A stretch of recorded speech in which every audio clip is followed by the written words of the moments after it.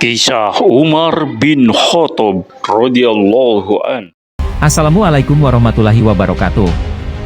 Sahabat MZin yang berbahagia, selamat berjumpa kembali di channel MZin dalam kisah Umar bin Khattab. Semoga sahabat MZin dalam keadaan sehat walafiat, rizki yang melimpah dan segala hajat hidupnya terpenuhi dengan mudah dan lancar. Dan semoga pula sahabat MZin berkenan mensubscribe, like dan komen yang membangun guna mensupport channel ini. Sahabat MZin yang berbahagia, setelah wafatnya sahabat Nabi Abu Bakar Siddiq, terpilihlah Umar bin Khattab sebagai orang yang dianggap lebih baik dari yang lainnya sebagai khalifah pengganti Abu Bakar Siddiq. Apa yang dilakukan Umar bin Khattab di awal-awal kepemimpinannya? Marilah kita simak kisahnya. Dan jangan lupa pula simak kisah-kisah sebelumnya agar kita tetap dapat mengikuti kisah Umar bin Khattab hingga tuntas dan tidak terputus. Sahabat MZin yang berbahagia, Umar memulai tugasnya. Abu Bakar wafat Senin petang setelah matahari terbenam 21 Jumadil Akhir tahun ke-13 sesudah Hijrah, 22 Agustus 832 Masehi. Setelah malam tiba jenazahnya dimandikan dan dibawa ke masjid di tempat pembaringan yang dulu dipakai Rasulullah, disolatkan dan dibawa ke makam Rasulullah. Ia dimakamkan dalam lahat di samping Rasulullah Shallallahu Alaihi Wasallam, kepalanya di arah bahu Rasulullah dan lahat dengan lahat itu berdampingan. Pemakaman dilakukan oleh Umar bin Khattab, Utsman bin Affan, Thalhah bin Ubaidillah dan Abdurrahman bin Abu Bakar. Pelantikan Umar dan mobilisasi ke Irak. Umar sudah menyelesaikan tugasnya yang terakhir terhadap khalifah pertama. Ia keluar dari liang lahat di rumah Aisyah itu dan setelah memberi salam kepada sahabat-sahabatnya ia kembali pulang ke rumahnya lewat tengah malam. Ia masuk ke tempat tidur dengan pikiran apa yang hendak dilakukannya besok. Pagi-pagi besok umat akan membayarnya untuk tugas mengurus mereka. Ia akan menghadapi mereka yang menyetujui pencalonannya karena terpaksa, lalu menghadapi situasi perang yang amat pelik di Irak dan Syam. Lalu apa yang harus dilakukannya untuk mengatasi kedua masalah itu, padahal kedua tempat tersebut merupakan kawasan yang paling berbahaya dalam sejarah kedaulatan yang baru tumbuh itu. Posisi muslimin di Irak dan Syam ketika itu memang sangat sulit. Kekuatan pasukan muslimin di Syam sudah tak berdaya berhadapan dengan pasukan Romawi. Abu Bakar ingin menyelamatkannya dengan mengirimkan Khalid bin Walid bersama sejumlah personel dari pasukan Irak. Sungguh pun sudah dengan mengerahkan pasukan di bawah pimpinan Khalid, namun belum ada juga berita kepada pihak muslimin di Madinah yang memberi harapan kemenangan, setidak-tidaknya berita tentang keadaan mereka. Dengan keberangkatan Khalid dan pasukannya sebagian ke Syam pasukan muslimin di Irak jadi lemah. Al-Musanna bin Harisah As-Syaibani dengan segala kemahiran dan kemampuannya, tak dapat mempertahankan apa yang sudah diperoleh muslimin dari daerah Sawat Irak. Malah ia kembali ke Hirah dan bertahan di sana. Memang ia dan pasukannya sudah dapat mengalahkan pasukan Persia yang dikirimkan Syahriran anak Ardashir dan dipimpin oleh Ormis Jadweh di reruntuhan Babel sehingga mereka terusir kalah.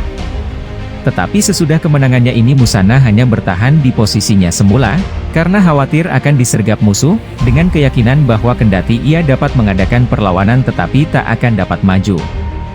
Bahkan perlawanannya itu pun sudah sangat sulit jika keadaan di istana Persia sudah kembali tenang dan tidak lagi bergejolak. Ia menulis surat kepada Abu Bakar meminta izin akan meminta bantuan kaum pembangkang, kaum Riddah, yang sudah jelas-jelas bertobat. Tetapi dulu Abu Bakar sudah melarang meminta bantuan mereka dalam perang.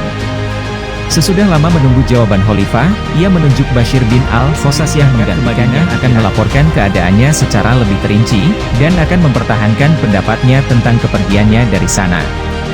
Ya, bagaimana Umar harus menghadapi semua ini?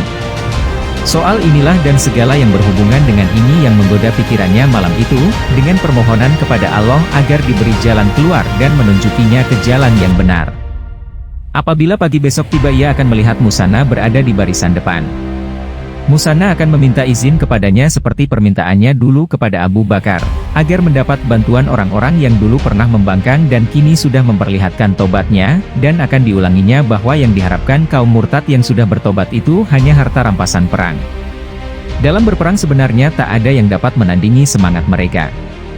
Mengenai Irak Abu Bakar sudah berwasiat kepada Umar dan harus dilaksanakan tatkala ia memanggilnya dan berkata, "Umar, perhatikan apa yang saya katakan ini dan laksanakanlah. Saya kira saya akan mati hari ini juga. Kalau saya mati, sebelum petang ini mobilisasi harus sudah Anda laksanakan dan berangkatkan bersama Musana. Jika tertunda sampai malam, begitu tiba waktu pagi mobilisasi harus sudah terlaksana dan berangkatkan bersama Musana. Jika Allah memberi kemenangan di Syam, tarik kembali pasukan Khalid ke Irak. Mereka penduduk sana dan yang menguasainya. Mereka orang-orang yang suka ketagihan dan pemberani. Akan dilaksanakankah mobilisasi bersama Musana, atau biar saja ia meminta bantuan kaum murtad yang sudah jelas bertobat? Ia khawatir orang akan menjadi tak acuh jika dikerahkan sesudah melihat teman-teman yang di Syam tak dapat maju dan melihat Musana di Madinah dalam ketakutan melihat Persia dan kekejamannya. Tetapi muslimin tak akan bertahan di Irak jika pasukan mereka tidak diperkuat dengan perlengkapan yang benar-benar tangguh. Sama sekali tak pernah terpikir oleh Musana akan menarik pasukannya dari daerah-daerah itu. Dia yang dulu mendorong Abu Bakar supaya menyerangnya, dia pula yang mendahului Khalid dan yang lain ke sana. Tidak mudah buat dia akan menarik diri dari suatu negeri yang dia sendiri memelopori penyerangannya, dan akan keluar dari sana padahal ia yakin benar akan kemampuannya dapat membebaskan daerah tersebut. Kalau Umar memasoknya dengan kaum murtad yang sudah bertobat, niscaya kemenangan akan membawanya sampai ke takhta Persia. Juga tak pernahkah terpikir oleh Umar akan menarik diri dari Irak? Abu Bakar mencalonkannya menjadi khalifah karena kepercayaannya bahwa dari kalangan muslimin dialah yang paling mampu meneruskan kebijakan politiknya, dan untuk meneruskan politik ini tak ada jalan lain harus dijalankan dengan tegas. Wasiat Abu Bakar harus dilaksanakan dengan mengadakan mobilisasi pemberangkatan bersama Musana. Dan pasukan muslimin di Syam harus diperkuat. Adakah pemuka-pemuka muslimin dan sahabat-sahabat Rasulullah yang tidak setuju dengan pencalonannya sebagai khalifah mau membantunya dengan hendak membantunya? Apa yang harus diperbuatnya? Dan apa pula pengaruh keraguan mereka terhadap orang-orang Arab serta kesetiaan mereka kepada Madinah? Ya, hanya dengan politik yang tegas itu sajalah yang akan memberikan jalan keluar dari situasi ini. Dan ketegasan itu tidak akan mengurangi sifat Umar. Ambillah keputusan yang pasti, dan bertawakal kepada Allah.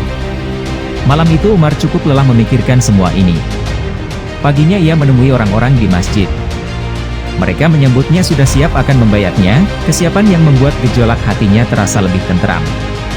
Apabila waktu lohor sudah tiba dan orang sudah berdatangan akan melaksanakan salat, Umar menaiki mimbar, tangga demi tangga yang biasa dipakai oleh Abu Bakar. Sesudah mengucapkan hamdalah dan sholawat kepada Nabi, dan setelah menyebut tentang Abu Bakar serta jasanya, ia berkata, "Saudara-saudara, saya hanya salah seorang dari kalian. Kalau tidak karena segan menolak tawaran Khalifah Rasulullah, saya pun akan enggan memikul tanggung jawab ini." Dia mengucapkan kata-kata itu dengan rasa haru, dengan rendah hati dan sangat berhati-hati yang dinilai orang sebagai pertanda tepatnya firasat Abu Bakar, dengan pandangan yang jauh dalam mencalonkan penggantinya. Mereka memuji sikap Umar itu, lebih-lebih setelah mereka melihatnya menengadah ke atas sambil berkata, "Allahumma ya Allah, aku ini sungguh keras, kasar, maka lunakkanlah hatiku. Allahumma ya Allah, saya sangat lemah, maka berilah saya kekuatan. Allahumma ya Allah, aku ini kikir, jadikanlah aku orang dermawan bermurah hati." Umar berhenti sejenak, menunggu orang lebih tenang lagi. Kemudian sambungnya, "Allah telah menguji kalian dengan saya, dan menguji saya dengan kalian. Sepeninggal sahabatku, sekarang saya yang berada di tengah-tengah kalian. Tak ada persoalan kalian yang harus saya hadapi lalu diwakilkan kepada orang lain selain saya, dan tak ada yang tak hadir di sini lalu meninggalkan perbuatan terpuji dan amanat. Kalau mereka berbuat baik akan saya balas dengan kebaikan, tetapi kalau melakukan kejahatan terimalah bencana yang akan saya timpakan kepada mereka." Selesai berpidato Umar turun dari mimbar lalu mengimami salat. Selesai salat ia menoleh kepada mereka dan mengumumkan mobilisasi ke Irak dengan Musana. Disebutkan juga wasiat Abu Bakar mengenai hal ini. Mendengar seruan Khalifah, mereka berpandang-pandangan satu sama lain tetapi tak ada yang menyambut seruan itu, seolah mereka teringat apa yang telah menimpa saudara-saudara mereka di Syam. Mereka tak ingin yang demikian akan terulang menimpa mereka lagi. Bukankah Abu Bakar sudah mengajak mereka untuk menyerbu Syam, tetapi mereka masih maju mundur? Lalu ketika itu Umar berteriak kepada mereka, "Kaum muslimin sekalian, mengapa kalian tidak menjawab seruan Khalifah yang mengajak kalian untuk hal-hal yang akan menghidupkan seruan itu?" Dan mereka pun berangkat untuk menghadapi Heraklius dan pasukannya. Termasuk di antara mereka Abu Ubaidah bin Jarrah. Amr bin As, Yazid bin Abi Sufyan dan beberapa orang sahabat, diikuti oleh para amir dan para pahlawan dari segenap penjuru semenanjung. Dalam berhadapan dengan pihak Romawi mereka tak dapat mengalahkan. Juga Khalid bin Walid setelah membuat pihak Persia porak-poranda dengan serangkaian kemenangannya di Irak, telah diperbantukan kepada mereka. Akan lebih baikkah nasib mereka jika seruan Umar itu mereka penuhi dan mereka berangkat bersama Musanna ke Irak? Ataukah posisi mereka di sana dalam menghadapi Persia akan sama saja dengan sahabat-sahabat mereka menghadapi pasukan Heraklius di Syam? Tak ada dari mereka yang mengharapkan Umar mengembalikan Khalid di Irak karena mereka tahu citra Umar terhadap jenderal itu. Mereka masih ingat sikapnya terhadap peristiwa Malik bin Nuwairah. Musanna bin Harisah memang seorang jenderal besar yang tak disangsikan lagi, tetapi dia bukan dari Quraisy dan tidak pula termasuk sahabat Rasulullah. Dia dari kabilah Banu Bakar bin Wa'il. Di samping itu, tatkala Khalid meninggalkan Irak ke Syam, Musanna menarik pasukannya dari pinggiran Irak ke Hirah, kemudian datang ke Madinah meminta bala bantuan dari Khalifah. Ini menunjukkan bahwa posisinya terhadap Persia tak dapat disalahkan, sebab nama Persia bagi orang Arab ketika itu sangat mengerikan. Ada sebagian yang menduga bahwa Khalid dapat mengalahkan Persia karena pada mulanya mereka menganggap Khalid enteng, sehingga tidak menghadapinya dengan kekuatan yang akan dapat memukulnya mundur. Kalau memang sudah demikian kenyataannya, untuk apa mereka berperang yang mungkin hanya akan membawa bencana kepada mereka? Sahabat Mzin yang Mzin muliakan, demikian kisah Umar bin Khattab di masa kepemimpinannya. Semoga kisah ini bermanfaat bagi sahabat Mzin semua. Dan sahabat Mzin dapat like, subscribe, dan komen. Sampai jumpa kembali di kisah berikutnya. Wassalamualaikum warahmatullahi wabarakatuh.